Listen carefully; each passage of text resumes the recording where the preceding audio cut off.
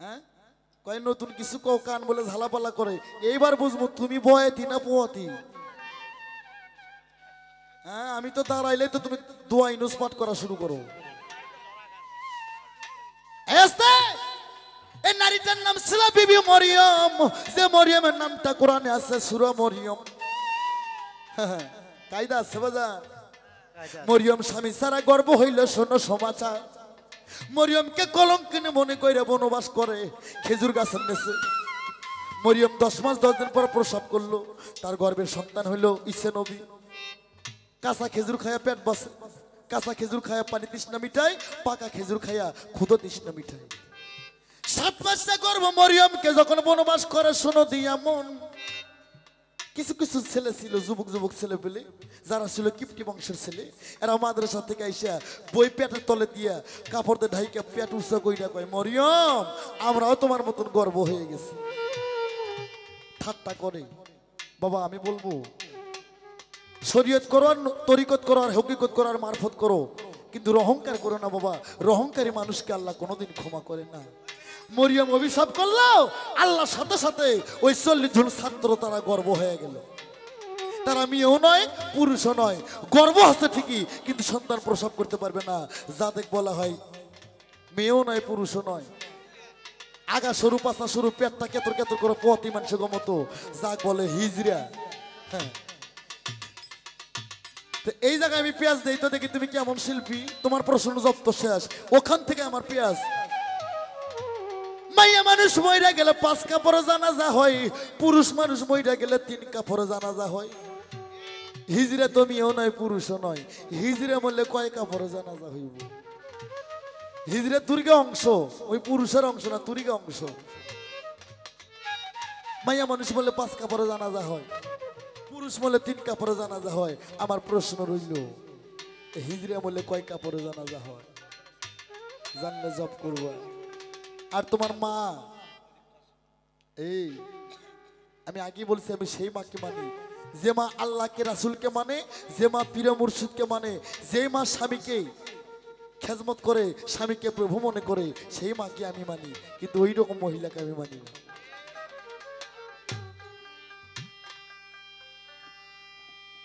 মায়া তোর আগা পাশা ফুল,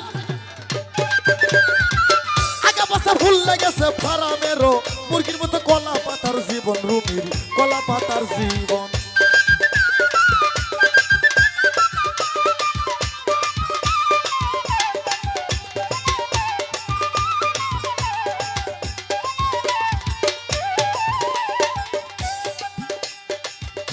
ওরে মাইয়ার বয়স হইলে 20, আরে মোটামুটি আদা বুড়ি, যাতে বড় রঙিল শাড়ি কাম কাজে নাই তেমন।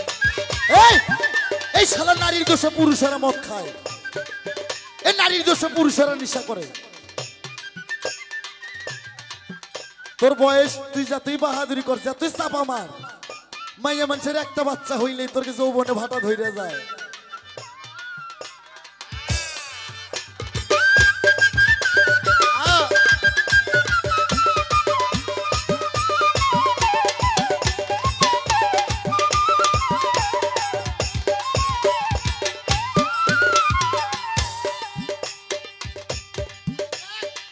যারা জ্ঞানী সাধক পুরুষ, এই সাধক পুরুষের কথা শুনে আমার অনেকগুলো টাকা দিচ্ছে, তোক যাই টাকা দিচ্ছে তার মধ্যে গাড়ির ভাব আছে, তাই অরিজিনাল আদি পুরুষ না।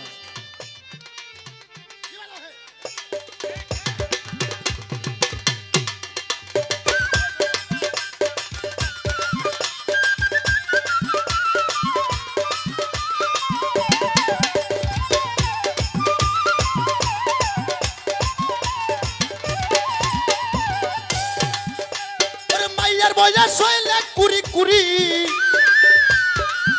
ভাইরে মোটামুটি আদা বুড়ি, যাতে পরে রঙিল শাড়ি কাম কাজে নাই।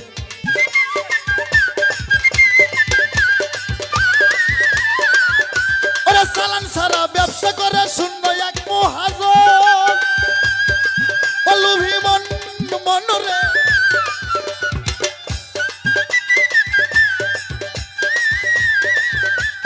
কথার বেলা 16 আনা, কথার বেলা 16 আনা, খেলার মাঠ হাতে হয় পালায়ন কলা পাথার জীবন মাইয়ার কলা পাথার জীবন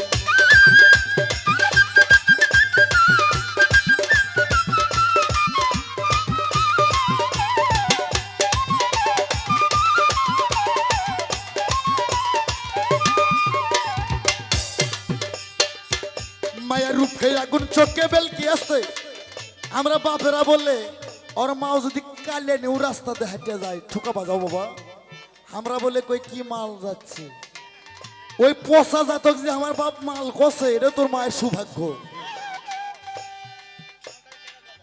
আনোয়ার সরকার যদি রাস্তাতে হাইটে যায় আমার অনেক ভক্ত শিষ্য বেটা বেটি বাংলাদেশে আছে অনেক তরিকের ভাই আছে আমি হাইটে যাই ও আনোয়ার ভাই ও সরকার ভাই কেমন আছেন আলহামদুলিল্লাহ দোয়েল ভালো রাখছি ভাই আপনার ছেলে মেয়ে কয়জন তখন আনোয়ার সরকার কয় ভাই আল্লাহর মাল 2 জন আল্লাহর যদি মাল হয় তো আমার বাপেরা মাল কোতে বাজে কই মাইয়ার আগা পাশা ফুল লেগেছে আগা পাশা ফুল লেগেছে ফারামেরও মুরগির মতো কলা পাথর জীবন মাইয়ার কলা পাথর জীবন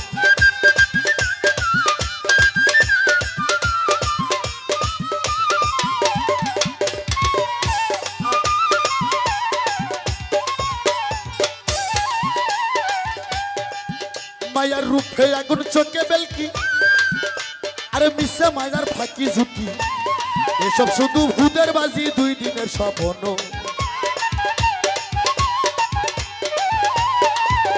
ওরা ঘুম ভাঙিলে স্বপন মিথ্যা জানে সর্বজন বাবা আচ্ছা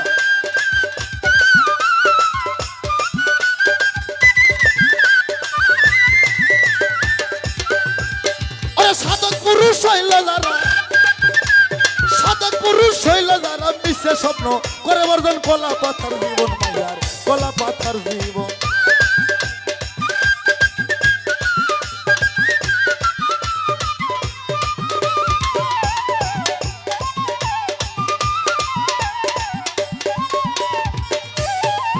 আস্তে প্রশ্ন আমার কয়েক ভালো প্রশ্ন করো কয় নাই ভাই মিডিয়া সাক্ষী আছে ঘুরে আবার শুনাইতে পারবো আমি কইলে প্রশ্ন আর বলে ভালো লাগে না হ্যাঁ এইবার বুঝবা চান্দু কাল হাসরে আমার নবী আল্লাহর বিচার হওয়ার পরে আসতে কথা বলেন নবী আমার দোজকের ধারে যাবে দেখবে একটা মিয়া দোজকের মধ্যে দাউ দাউ করে জ্বলতেছে আমার নবী বলবে এই নারী পৃথিবীতে আমি তোমাকে ব্যক্তিগতভাবে চিনি তুমি নামাজ রোজা হজ যাকাত সবই করতে তুমি দুজকে কেন কয় হুজুর কইতে পারি না কয় তোমার আমুল্লামা দেহি আমার নবী কয় তুমি যে কাম করছাও একটা দুজক দেয়া হয় নাই তোমার আরো 3টা দুজক দেওয়া লাগতো কোন নাউজুবিল্লাহ আমার নবী নবী নবী রে নবী নবী গো নবী আমার বেহেশতের ধারে গেল রে চলিয়া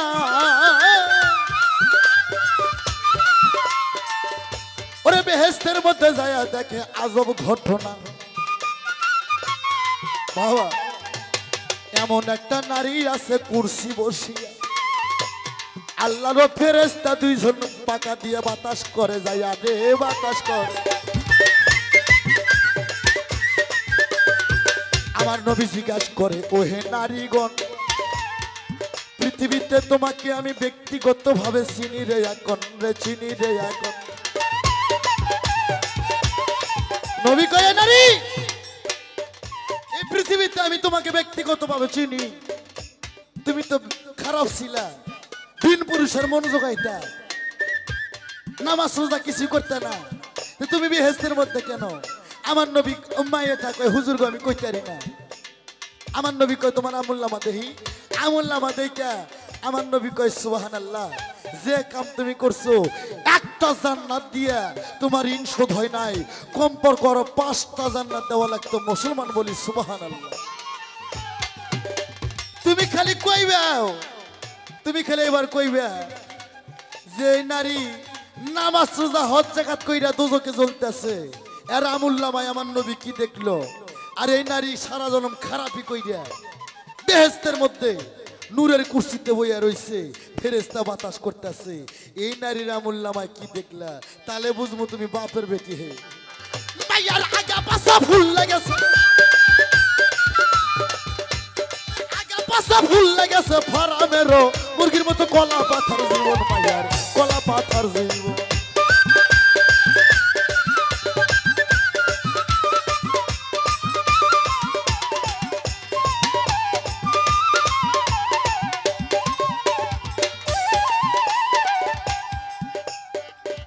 এই নারী, তুমি সারা রাত কোরআন হাদিসে তোমার নারীকে তুমি দেখাইতে পারো নাই, তোর মায়েরাও শুনতেছে পর্দার আড়ালে।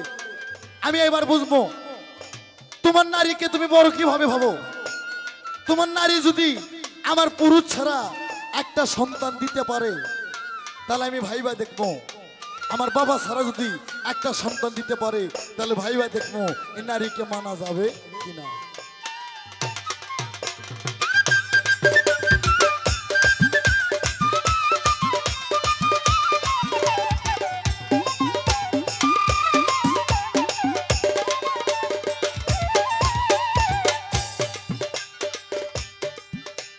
আর একটা কথা, এই পৃথিবীতে এমন একটা মহিলা ছিল,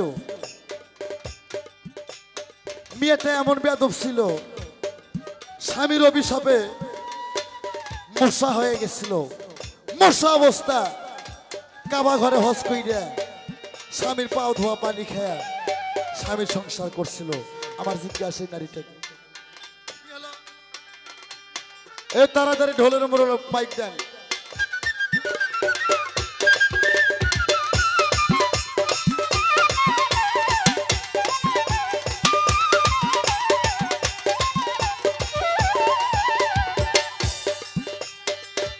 আমারে কইছে না, কয় আত্র গভীর হইলে পরে পুরুষ যায় পায়ে ধরে। পাও ধরার জাত আনোয়ার সরকার না, রশিদ সরকার, আবুল সরকার না, আনোয়ার সরকার মায়া গো পাও ধরায়। রুমি তোর সাত সমুদ্র নদী নদী,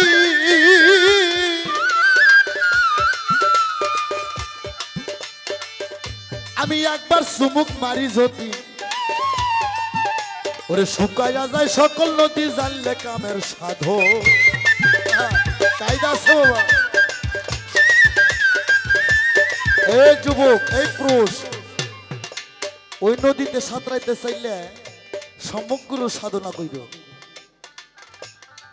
মায়া তোর শ্বাস সমুদ্র নদী, আমি একবার চুমুক মারি যদি, আরে শুকাইয়া যায় সকল নদী, জানলে কামের সাধু।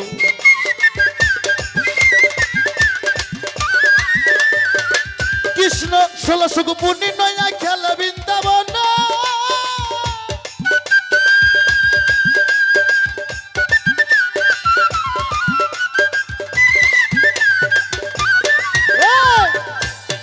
আনোয়ার সরকার কামের প্রেমে, আনোয়ার সরকার কামের প্রেমে জয় করেছে নারীর জীবন, কলা পাতার জীবন, মাইয়া কলা পাতার জীবন। আগা পাছা ফুল রইছে, আগা পাছা ফুল রইছে ফারামেরও, মুরগির মতো কলা পাতার জীবন, মাইয়ার কলা পাতার জীবন। আগা পাছা ফুল লেগেছে, আগা পাছা ফুল রইছে ফারামেরও, মুরগির মতো কলা পাথার জীবন, মাইয়ার কলা পাথার জীবন, কলা পাথার জীবন। রুমি তো আরে তোমার কলা পাথার জীবন।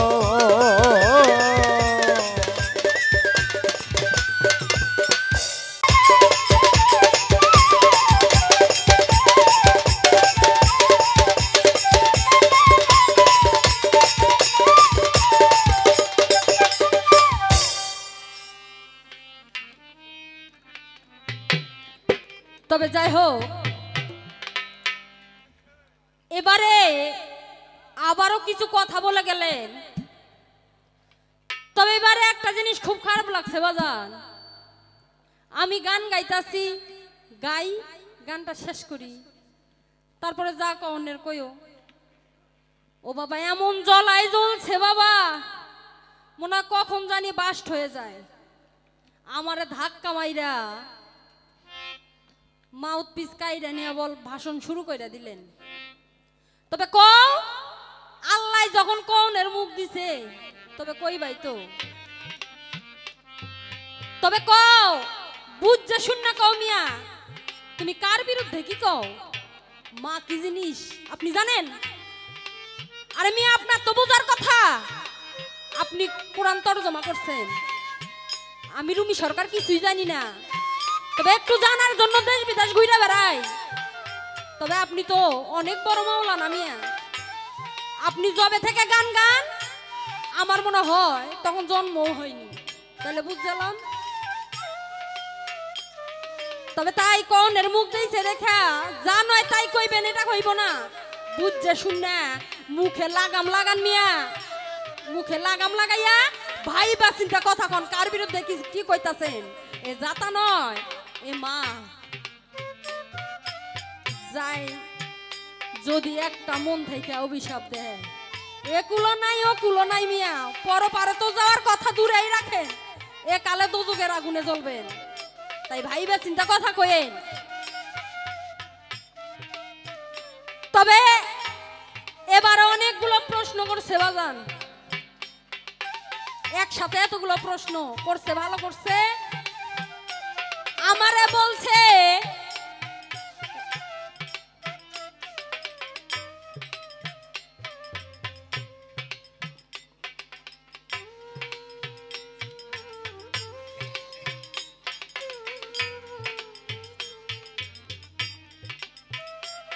তবে যাই হোক আপনাদের উদ্দেশ্যে একটা কথা না বললেই নয়।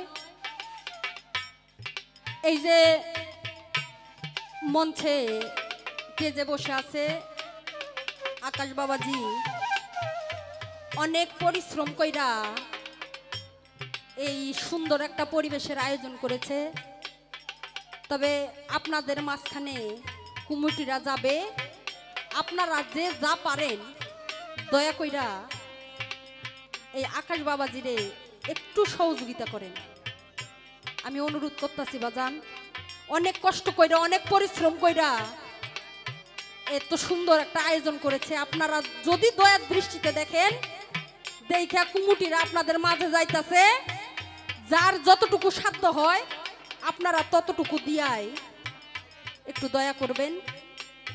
এই ছিল আমার কথা, আপনারা দেখবেন একটু লক্ষ্য কইরা আপনাদের মাঝে কুমুটিরা যাবে।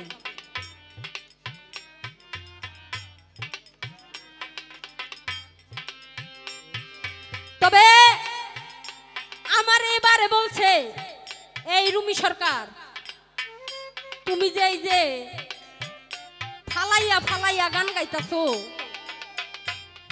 উনি বলছে যে আমার মার মধ্যে মুন্সি মৌলানা নাই, আমার মার মধ্যে পিন নাই, আমার মার মধ্যে মুন্সি নাই, আমার মার মধ্যে মৌলানা নাই, আমার মার মধ্যে কিচ্ছু নাই, সবই নাকি আছে ওনার বাবার মধ্যে। তবে এই মিয়া কে কয় যে আমার মার মধ্যে মুন্সি নাই? আপনি কোরআন তরজমা করেন নাই? আমার মার মধ্যে মুন্সি নাই মানে মার মধ্যে মুন্সি আছে কিনা আপনারা ভালো করে দেখেন।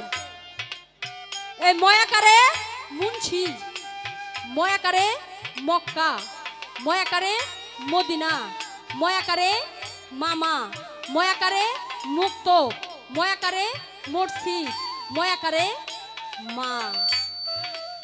এই মিয়া কি কোন আপনি যে আমার মার মধ্যে মুন্সি নাই?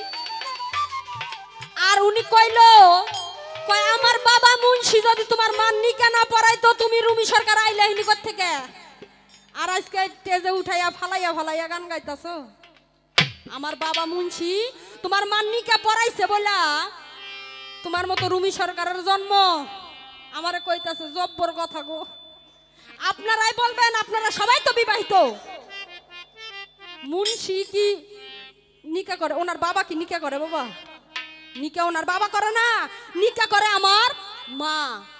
আপনারা যখন বিয়ে করতে গেছেন এই রকম ভাবে সামিয়ানার তলে বইয়া ছিলেন, তা আবার কি বাড়ির বাহিরে? বাড়ির ভিতরে কে ঢুকতেছে দেয়নি, ওই বাড়ির বাহিরে এইভাবে সামিয়ানার নিচে কি আর কইবা জান কাতি মাসি কুকুরের মতো বয়ে আছিলেন। গরিব মানুষ আর আমার মা সুন্দর করে সাইজা গুইজা খাইয়া দাইয়া ঘরের ভিতর ফ্যান ছাইরা দিয়া খাটের উপর বয়ে থাকে। আর এনার বাবা মুন্সি উনি তো নিজে মুখে কইলো যে তোমার মার মধ্যে মুন্সি মাওলানা নাই, সব আছে আমার বাবাকে মধ্যে। ওনার বাবা মুন্সি নাকি যায় নিকে পড়ায়। এই মিয়া শোনেন, এই হাদিস আপনি পাইলেন কই? আপনার বাবা নিকে করে? আপনার বাবার তাগদ আছে নিকে করানোর? কোনো তাগদ নাই। তোমার বাবা মুন্সি 2-4 জনকে সঙ্গে নিয়া ওই যে আমার মা ঘরের ভিতর বয়ে থাকে ওখানে যায়া আমার মাকে বলে, মা গো মা, ও মা বলো না মা কবুল। হাই রে মুখ দিয়ে যেন মধু ঝরিচ্ছে। কয় বলো না মা কবুল। যদি আমার মা ভাইবা চিন্তা দেখে যে না কবুল করাই লাগবো, কবুলটা কইরাই দেই। যদি বলে একবার যদি বলে যে কবুল, তাহলে তোমার বাবা ঘরের রক্ষা মিয়া।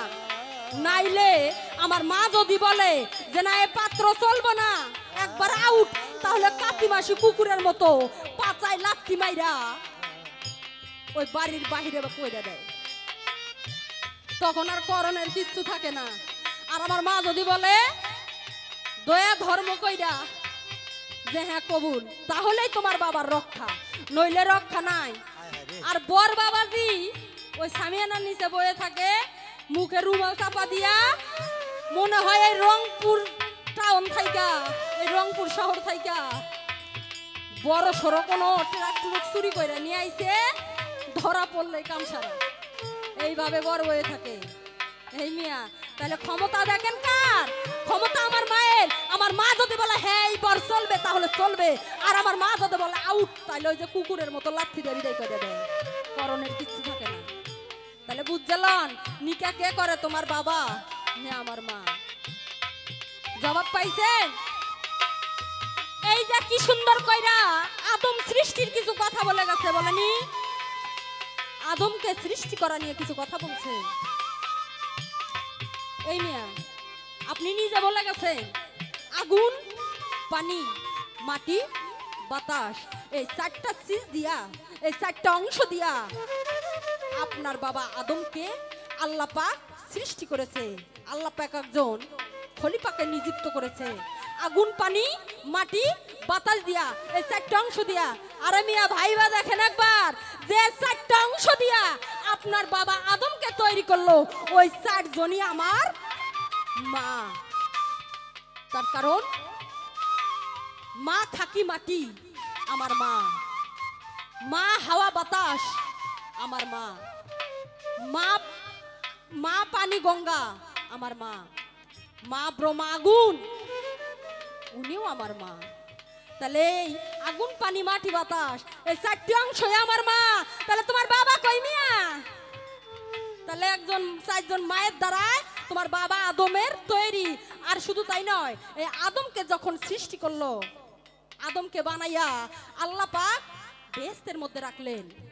আর বেহেশতের মধ্যে রাখার পর এই আদম আও করে না, হাসেও না, নড়েও না, সরেও না, মানে এমন একটা আকৃতি ধইরা আছে, মানে ওর মধ্যে কোনো খুশির কোনো ছায়া নাই। আল্লাহ পাক ভাবলো যে হাই রে, এত শখ কইরা আমি একজন খলিফাকে নিযুক্ত করলাম,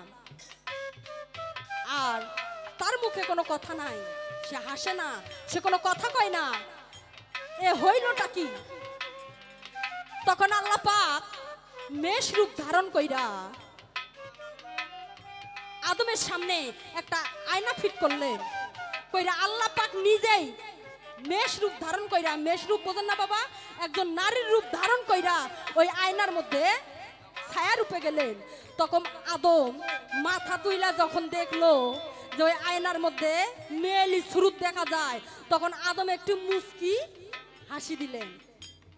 তখন যখনই আদম মুস্কি হাসি দিল, তখনই আল্লাহ পাক বুঝলো আমার এই একজন খলিফা সৃষ্টি করলাম, এর একজন সঙ্গীর প্রয়োজন। তখন আমার আল্লাহ পাক তার নিজ কুদরতে আমার মা হাওয়াকে সৃষ্টি করলেন। আর আমি আপনার বাবা আদমকে তো সৃষ্টি করেছে কয়েকজন ফেরেশতাকে দিয়া, আগুন পানি মাটি বাতাস দিয়া ছাইনা সুইনা বানাইছে মিয়া। আর আমার মাকে আদম হাওয়াকে আল্লাহ পাক হাওয়াকে সৃষ্টি করেছে তার নিজ কুদরতে। আর আপনার বাবাকে সৃষ্টি করছে ছাইনা সুইনা। তাহলে না বুঝলেন যে আমার মা কি জিনিস? বুঝতে হইব। কায়দা থাকলে বে কায়দাও আছে বাজান।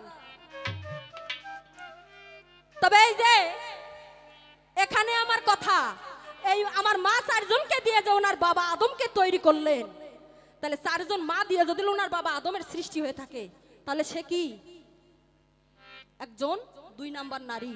তার কারণ আমি রুমি সরকার একজন নারী। আর প্রতিটি নারীর বুকে, প্রতিটি মায়ের বুকে 2টা করে স্থান আছে। আর ওনার বাবা আদমকে যে সৃষ্টি করলেন, ওনার বুকেও 2টা স্থান আছে।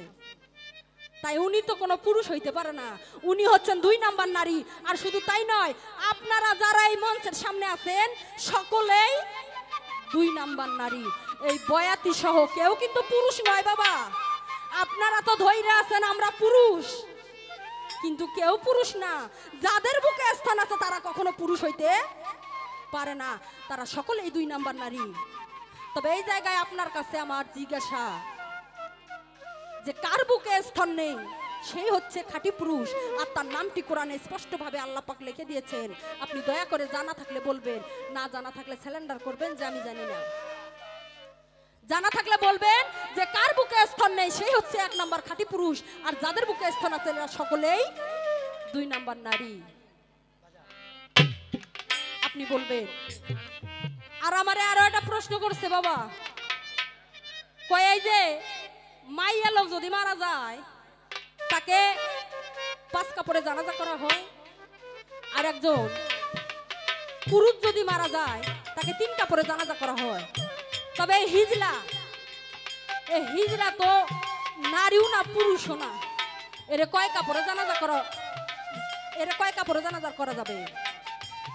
খুব জব্বর প্রশ্ন করছে, মনে করছে না কত বড় প্রশ্ন করে উনি নিজে খুশি হয়ে গেছে। এই যে একজন নারী মারা গেলে 5 কাপড়ে জানাজা হয়, একজন পুরুষ মারা গেলে 3 কাপড়ে জানাজা হয়। তবে হিজলা এরা মারা গেলে এই হিজলার কিন্তু আকামত নাই বাবা। এই হিজলার আকামত নাই, জামাত নাই, রোজা নাই, নামাজ নাই, এদের কোনো পাপও নাই, এদের কোনো পুণ্যও নাই। তাই এই হিজলার পরনে যে পোশাক পরিধান করা অবস্থায় ওরা মারা যাবে, ওনাদেরকে সে পোশাকেই দাফন করা যাবে। আশা করি আপনার প্রশ্নের জবাব হয়ে গেছে। আবার বলছে এমন একজন নারী ছিল যে নারীর অভিশাপে, এমন একজন নারী ছিল তার স্বামী এমন অভিশাপ দিয়েছে যার অভিশাপের ফলে সে মশা হয়ে গিয়েছে। তবে ওই পুরুষটার নাম কি? এই পুরুষটা হচ্ছে দাতা হাতেন তায়ের। দাতা হাতেন তায়ের স্ত্রী, এনার দানের হাত খাটো ছিল। দান ধ্যান বোঝেন না বাবা? দান করা বুঝতো না, মানুষ হোক দেওয়া থা বুঝতো না। এই দান ধ্যানের হাত খাটো থাকায় ওনার স্বামী অভিশাপ করেন, আর তার ফলেই উনি মশা হয়ে যায়। সে ব্যক্তিটার নাম হচ্ছে দাতা হাতেন তায়ের। ওনার স্ত্রী মশা হয়ে যায় ওনার স্বামীর অভিশাপে। তো আশা করি আপনার জবাব শেষ হয়ে গেছে। একসাথে এতগুলো প্রশ্ন করে বাবা, আরো প্রশ্ন একটা আছে যে আমার নবী এমন একজন 2 জন নারী, একজন ভালো কাজ করছে, নামাজ বন্দেগী করছে, আবার রোজা করছে, পাঞ্জাগানাকে ভালোবাসছে, তারপরেও সে যায়া দোজগে জ্বলতেছে। আর একজন পৃথিবীতে বেশ্যাবিদ্যা করছে, খারাপ কাজ ছাড়া ভালো কাজ কখনো করেনি, আর সে যায়া বেহেশতের মধ্যে বৈশা, নূরের কুরসির মধ্যে বৈশা, কুরসি বোঝেন না বাবা? আরবিতে বলে কুরসি, বাংলাতে বলে কেদরা, আর ইংলিশে বলে চেয়ার। সেই নূরের কুরসির মধ্যে বৈশা হাওয়া খাইতাছে, বাতাস খাইতাছে। জিবরাইল ফেরেশতারা তাকে বাতাস করতেছে। তো উনি জিজ্ঞাসা করছে, এই দুইজনের আমল নামায় আল্লাহ পাক কি দেখলো, যার ফলে এই দুইজনের আমল নামার মধ্যে কি কি ছিল, তুমি একটু শুদ্ধভাবে বলবা। তবে আল্লাহ পাক যখন দুজকের মধ্যে গেলেন, যা দেখলেন এক নারী দুজকের আগুনে জ্বলতাছে। তখন আল্লাহ পাক বলল যে, হে নারী, তোমাকে আমি সেই থেকে চিনি। তবে আমি তো জানি যে তুমি দুনিয়ার বুকে স্বামীর খেজমত এবং পিতামাতার খেজমত, 5 ওয়াক্ত পাঞ্জেগানা নামাজ, রোজা সব কায়েম করছো। তবে তাহলে তুমি আজকে দুজকের আগুনে জ্বলতেছো কেন? তখন ওই নারী জবাব করলো, আমি তো জানি না কি কারণে আমি এই আগুনের মধ্যে জ্বলতেছি।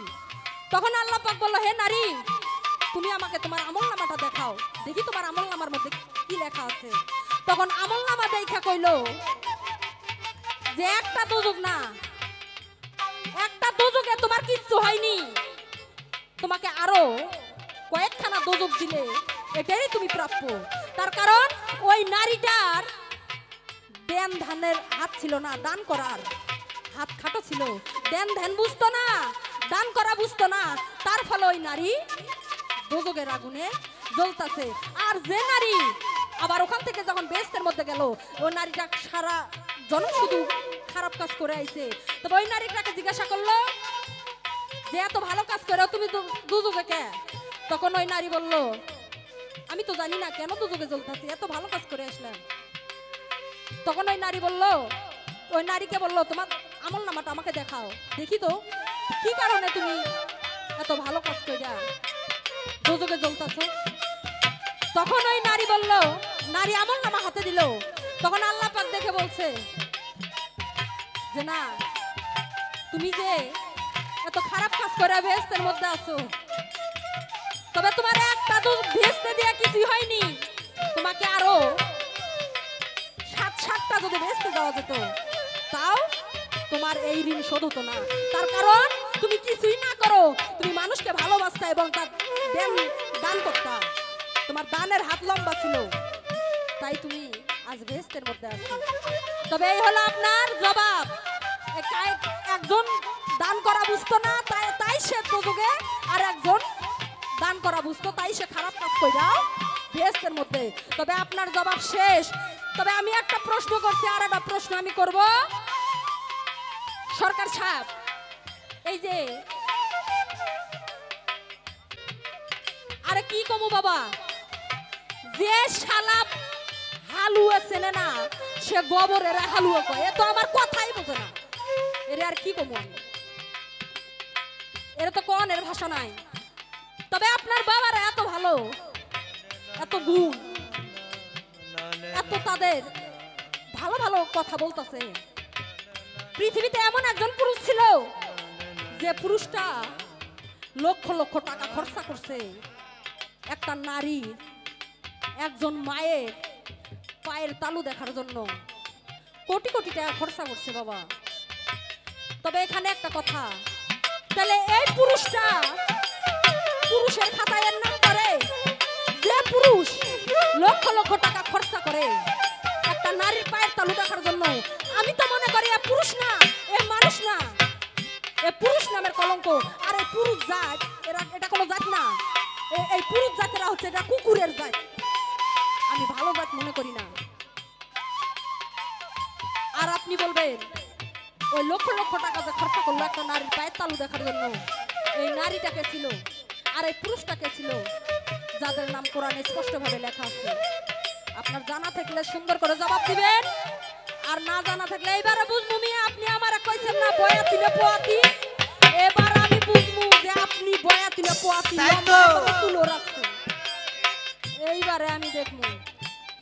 তবে খুব ভালো ভালো গান গাইলেন, মানুষের বলে আবার আগা পাছা ফুললেও যায় ফারামের মুরগির মতো। হাই রে, গানের ঢপ দিন, তবে আমি একটা গান গাই, গানটা ছোট্ট এক না, শুনবেন।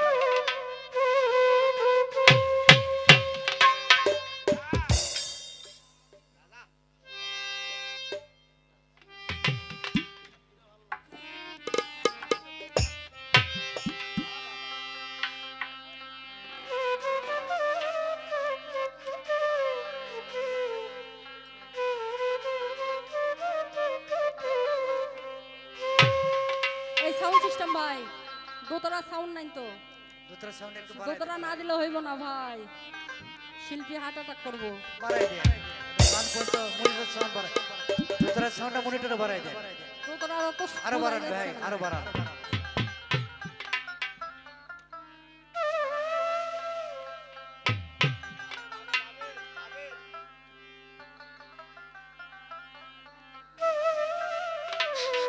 তবে আমি মায়ের গর্ভে ছিলাম 10 মাস 10 দিন, মায়ের দুধ ধোপান করছি বাবা, তাই মাকে অস্বীকার করা যাবে না।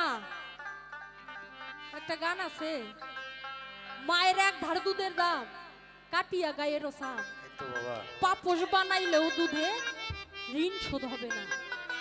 তবে সেই মায়ের হইয়া সেই মায়ের বিরুদ্ধে এত বড় কথা নিয়া, তবে আপনার জায়গায় অন্য কোন শিল্পী হইয়া এত বাজে কথা বললে এসটা না যে আপনার মাথায় ভাঙতাম।